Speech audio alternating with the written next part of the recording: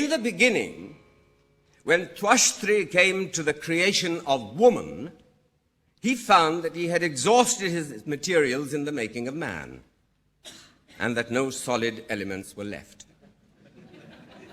In this dilemma, after profound meditation, he did as follows.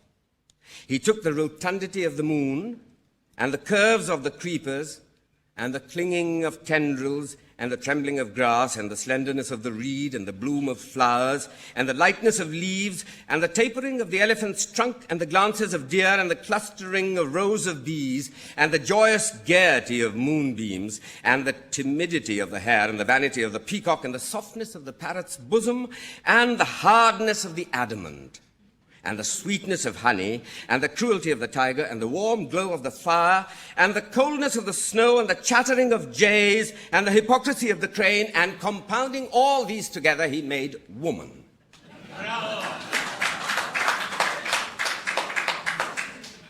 And gave her to man.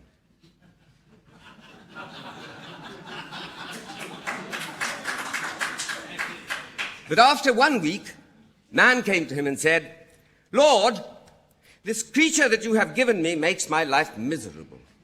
She chatters incessantly and teases me beyond endurance, never leaving me alone, and she requires incessant attention and takes all my time up and cries about nothing and is always idle, and so I have come to give her back again, as I cannot live with her." So Twashtri said, "Very well," and he took her back. Then, after another week, man came to him again and said, "Lord, I find that my life is very lonely since I gave you back that creature.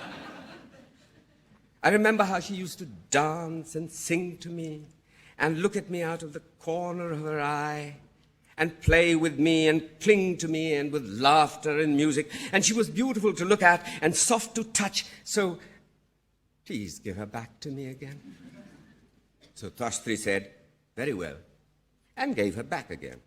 Then, after only 3 days, man came back again to him and said, "Lord, I know not how it is, but after all, I've come to the conclusion that she's more of a trouble than a pleasure to me, so please take her back again." But Twashtri said, "Out upon you, be off. I will have no more of this. You must manage how you can." The man said, "But I cannot live with her." And Twashtri replied, "Neither could you live without her."